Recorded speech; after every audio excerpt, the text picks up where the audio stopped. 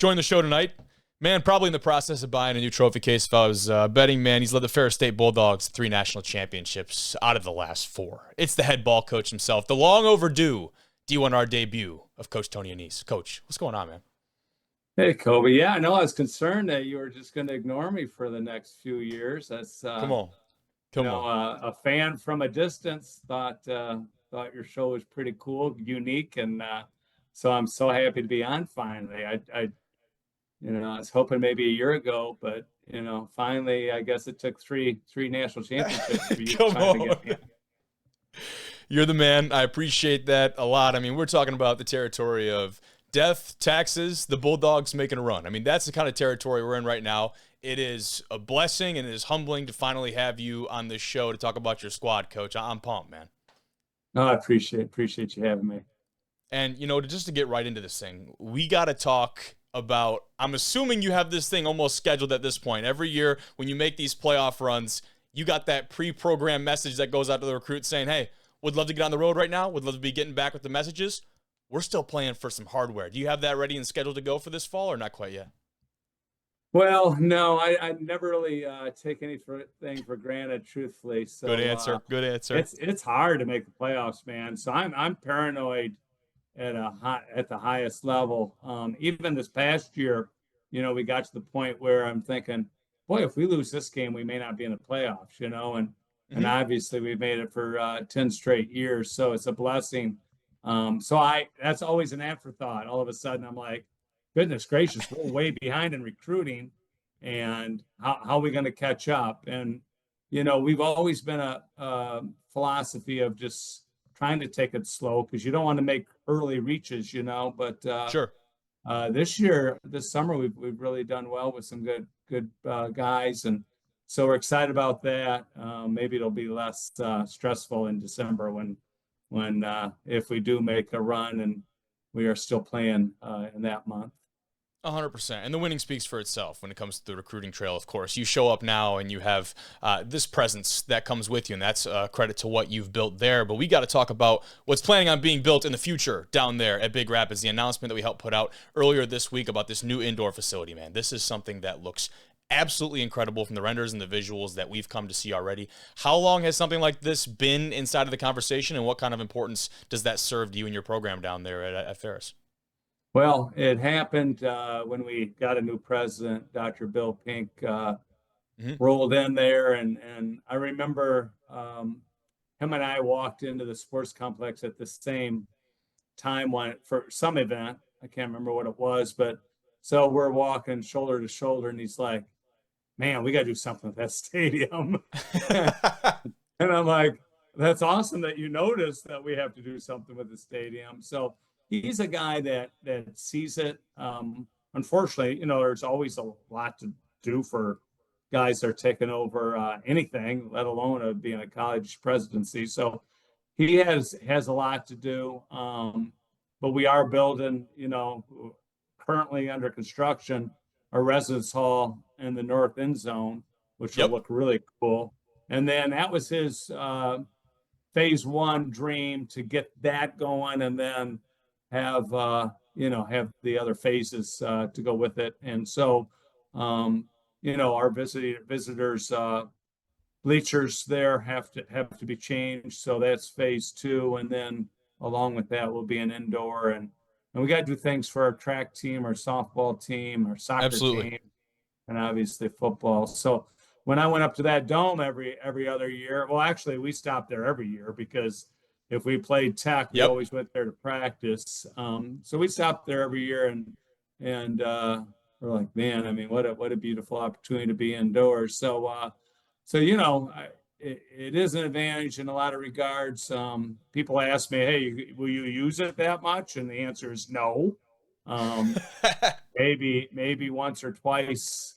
I might take it indoors if weather is horrible, but obviously you got to play that semifinal game if you're lucky enough to go that far.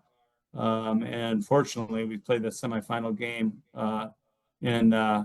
in Michigan for a while now, and you got to be sharp on that day because, boy, I'll tell you, it's a scary proposition how many good teams come in there and can knock you off.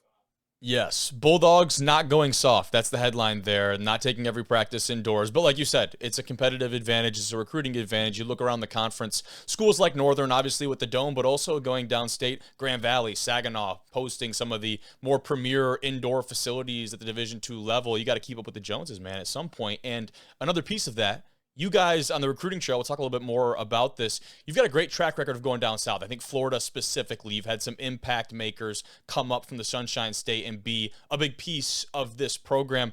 What does this do in helping ease that transition and helping to sell them on making the move to the Midwest? Oh, that's a good question because they don't know any better, actually. They don't I they like don't know what that. snow is. And truthfully, when they come up, if they do come up on official visit in January, they're like giddy about snow. It's like, oh, what is this place? I've never seen it before. And so, you know how sometimes something's a novelty before it's like, oh my gosh, I can't believe Yeah, how bad it is. So recruiting wise, the Florida kids are easier to convince than the Michigan kids sometimes. man. Okay. Without a lot of selling points. So they just want to play somewhere, and I love the Florida kids. They've been a blessing to us, and they've. I've told people this, like last year, I said that it was the best practice team I'd ever been around. And Okay. we had zero guys ever on the practice field say, "Man, it's cold today." And I'll ask the Florida kids, "Hey, Kevel, what do you think about today?" And he was a true freshman, and he's like, "I'm all right, coach. It's not bad." I'm like, "Really?" Because I got 8 layers on. So, but That's it's awesome. yeah. So it's a culture, that nobody really wants to show their weakness, like giving into the Mhm. weather, and to me, that's a pretty cool thing. 100%. And the level of football being played down there, that speaks for itself. Florida, Texas, among some of the best in the country, especially developing at the high school level. How do you attribute, I guess, what do you attribute to the pipeline that you've been able to create from there all the way to Ferris State? Of course, having more of a quote unquote national brand now helps with that outreach, but getting something like that started is not easy. What went into that and how has it evolved? Yeah, that's a really good question. So when I was the head coach at Grand Rapids Community College, it was the same deal. We recruited Michigan and Florida.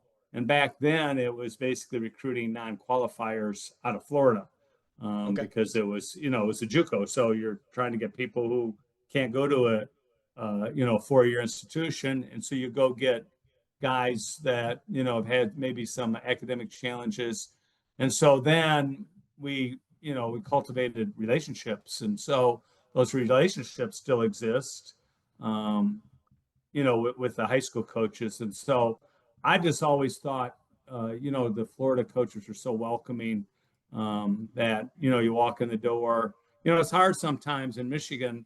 You have to make an appointment, and sometimes the principal won't allow his coach to get out of a class to Come on. see. Yeah. It's just the way it is. In Florida, that never happened. 0 times. Like Interesting. literally, Okay. the Florida coaches don't necessarily teach in the classroom. I mean, there's a few that do, but most of the time they're in the weight room, and so you get 100% access. So it's a lot easier than you would think to recruit Florida. Just I fly straight from Grand Rapids into Sanford. It costs me, $78 each way. It's There you cheap as go. can be, and I recruit Yeah. Orlando and Cocoa Beach and all the way across the middle of the state. Yeah. Three natties. We're still not bringing out the PJ for those kind of trips, huh? No, there's not. There's not a lot of there's that. I don't think that's going to exist for a while here in No, Ferris. that's fair. That's Yeah, fair. It's good to have we're short good. and long term No, goals. I don't even know what first class looks like, let alone. I like I that. mean, I'm a big time. I give a commercial for Allegiant Airlines right now or Frontier. That's about it for us. So yeah, I love it, man. I love it. Staying grounded when it comes to your coaching philosophy and your travel itinerary. Those yeah, are for those are sure, both good things. absolutely, And when you 100%. go back, I go back to that video announcing the indoor facility. Some of the faces and guys that appeared in that video, some of the guys you've been able to coach and go on to the next level and make waves at the next level. That's a really important thing. I have to imagine that pays dividends. One, to of course have that alumni base, but two, the way you guys have been able to keep them around and keep them involved in the program in kind of a variety of capacities. It is an obsession. It really is. It's a crazy obsession. Like these guys love each other so much. It's just, I mean, I don't want to use the word outrageous because it sounds negative, but like, you go to weddings and, John Higgins is actually getting married right now today. There you go. I couldn't go. I had another obligation, but I would be there, and there's a bunch of them there. And it's just the friendships, the connections, I mean, you see Jason Vanderlaan on there talking about the indoor. You see, Zach Sealer, Tavier Yep. Thomas is Tavier is just like obsessed with Ferris State. He'll say he'll be in NFL locker rooms arguing with them about who's better, Alabama or Ferris State. I mean, that is incredible. We need that. Yeah, they love Ferris, and it's unbelievable. It's just been a great feeling knowing that you're so deeply connected. And I had a party here probably 3 weeks ago now, because I was in LA recruiting JUCOs, and I hung out with Dylan Roney, who coached for me, played for me, and coached for me, and now he's the Chargers edge coach, and so I said, Dylan, when are you coming home this summer? And he said, oh man, I got a tight schedule, and he said, I'll be home on this date. And I'm like, all right, we're gonna have a party on that date. So I had a bunch of them over my house, and it was just so incredible to just hang out with the guys. It keeps you young as young can be, and it's really the reason you coach is just because you just have such profound relationships with young people. It's very gratifying for an old guy like me. I believe that. And that's a tribute to you as well, right? You're the one who has cultivated that. And of course, there have been those that have come before you, and there will be those that come after you. But right here and right now, you're the guy that's cultivated that locker room, the energy, the excitement, the culture that lives inside of that program and the programs and facilities that will follow. That's a big tribute to you to keep all those guys around. It's a tough thing to do in this day and age of college football. No, I appreciate that, but it's it's just so uplifting. It's like one of the greatest feelings in the world. It's like raising kids, only I raise my own 4 children, and yeah, raising now other kids who are profoundly impacted by you. It's why you do it, for sure. That's a neat deal, man. And you've been able to develop a lot of those young men as players and, of course, off the field as men and individuals. And that's the great part about developing young men and top talent, right? But when you do that and you show that you and your staff can do that at a high level consistency, other people start to take notice, right? And that's what we saw the last couple of years with this team. The turnover, in a very good way, I think you would agree, for a lot of these guys to go and chase some of these opportunities. You got a dozen all-conference players, some multiple All-Americans that jump into the portal, and I think a lot of people very much off the bat, maybe unfamiliar with this Ferris State program and where you guys have been in recent history, are very quick to maybe panic on the national level and see, where is this program? A lot of question marks going into. This is something you guys have become accustomed to. How do you deal with that? How do you balance the pride for these guys that you've come to create great relationships with moving on? Balance that with what I'm assuming is maybe a little bit of frustration having to re-recruit the roster every year. Well, I don't mind, re-recruiting to a certain degree, but it's just like when you have, real close relationships, you feel a little bit rejected, or you feel like hurt, Sure. I mean, because you want to, in my opinion, it's the best place to be in the world, so why would you want to leave Ferris when you can, you can stay at Ferris, maybe, run it back, whatever. And so that's the hardest part for me is, feeling a little bit, like insulted or rejected or whatever, like, why would you leave? Why would you leave us? And Connor, you had him on the show. Connor left and saw how great Ferris was. So he wins the national championship in 22, skips out to Oklahoma, and then we don't win it, and then he comes back and we win it again. So unreal, by the way. That storyline got to be one of the coolest. That's a Mount Rushmore for sure. Yeah, it's awesome. But so you feel a little bit like hurt by it. But when the hurt gets over, you got to move on, right? And so we've moved on. Just Trinidad, for example. I mean, I love Trinidad, love him. Mm-hmm. So I just actually was talking to him the other day, and FaceTiming with him, and just it's relationships that don't end, even though he doesn't play for anymore. It's going to Good. be a relationship that'll exist, and I try to be that way. Like I try to support our guys and be a good sounding board, because it's hard. I mean, for anybody who thinks this whole the portal and NIL and young people are selfish, you know, the fact remains this: there's a lot of agents, so-called agents, which I don't know really technically speaking, what they are, but for lack of a better word, we'll call them agents. They're contacting kids who aren't in the portal saying, "Hey man, I can get you, I can get you $200,000." And some of these kids have never seen $200,000. They don't come from a place where there is $200,000. What are they supposed to do? Yeah, I'll jump in the portal. So we had a lot of guys that jumped in the portal that I tried to hang in with, tried to advise them, Yeah. and we got them back. So it's a tough deal. I know college football coaches are like, oh, you get in the portal, you're done at our institution. Well, I think we got 6 of them back that went in the portal, and so That's awesome. that's critically important. But yeah, we lost basically 8 starters to FBS schools, which is Yep. crazy, right? I mean, Yeah. 5 Power four institutions at that, right? Some of the What's best. that? Said power four institutions at that, right? Some of the best Yeah, there are. yeah, some of the best there are. Yeah, so it's just the way it's going to be. So we got to figure it out. Adapt or die, man. You guys have certainly done the former of that. You continue to do so. And the offensive line is a big piece of that, right? When you have a unit like that that's able to dominate, again, at every phase of the game, it's become such a calling card and identity of this offense. That's a big group that a lot of them entertaining the portal in this offseason. But coming from someone who's seen you guys up close and personal more times than maybe I would have liked, we've seen you guys do a quote-unquote, I call it the line change, right, in hockey, where you're shuffling out 5 new guys out there and you're keeping a longer drive alive with some fresh legs. Talk about how you rebuild that unit going into 2025, how much of a quote-unquote rebuild that actually is because of the depth at that position that you guys pride yourself on. That's a really good point and a good observation. But so we had 5 get in the portal. 1 in December who went to Michigan. Yep. Second one in the spring that went to Iowa. Okay, the other 3 came back, and okay, so there you go. Woo, man, Jarvis Wyndham. There you go.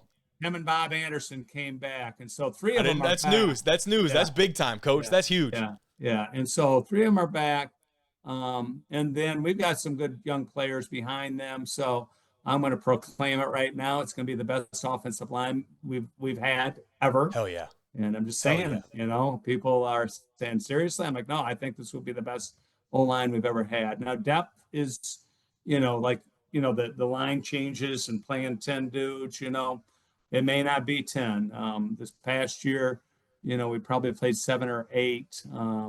In 21, that's when we had 6-year offensive linemen. Yes. So, because of COVID, so we were rolling them in and out like crazy, and we really had terrifying, by the way. Terrifying. Yeah. Imagine, and like as a defensive lineman or anyone on that defensive side of the field, when the entire offensive line shuffles off the field, you see a brand new set of guys come in. This isn't going from the A team to the B team. It's like 1A and 1B. It was ridiculous. Yeah, that was a good group of kids. But yeah, I like our guys right now. Tim and Bob are as good as any players I've ever coached. Jarvis, our center, is like a superstar. Like he's great. And so we got to plug a couple guys in. I'm very confident they're going to be really good. Dane Arnett played quite a bit this past year. He's coming back, and Ben Prestula has played quite a bit of football for us. He's back. So let alone some other guys that I think are really growing. One of the things that people don't really take into consideration is just player development. And I always just say, you can't just recruit turds, right? You got to have good players. But what happens is, I would say in the GLIAC, most people are recruiting about the same type of player. And what you need to do is take those guys and just develop them. And our player development, I think, is second to none. You look at what, Justin Zimmer did. He went to his pro day and did 44 reps at 225 on the bench, or what Sealer did. Sealer was like came on as walk on and was 225 pounds at about 6'4" and left at 295 and was a killer. And Goodness. so, Yeah. yeah, right. And so, and our strength coaches right now are they're like one of the top group of strength coaches I've ever seen. And so, Yep. so we get it done, and our kids are really committed to being the best. And obviously, winning at the level we've won, just only serves as a motivator. So, looking forward to this group of guys, and hopefully we've had a great off season. Hopefully, we just have a good season.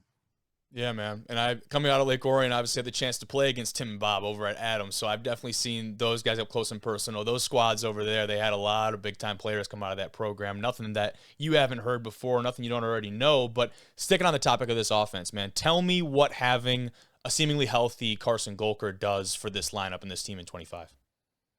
Wow, yeah, he's worked really hard too. He's 240 pounds. He's Hello. I hate to say it, and I hate to make these comparisons, but he looks like Jason Vanderlaan did back in the day, like There you go. jacked up. So, Carson had 31 touchdowns as a redshirt freshman as a quarterback. So it's not like he hasn't had significant, quarterback play. And truthfully, I was splitting him and Trent this past year when Carson, had the horrible injury, but. So I also got, a few guys back that I'm excited about. Chase Carter was our second stringer most of the year when Carson got hurt. And he's back. And Wyatt Bowers is a super player.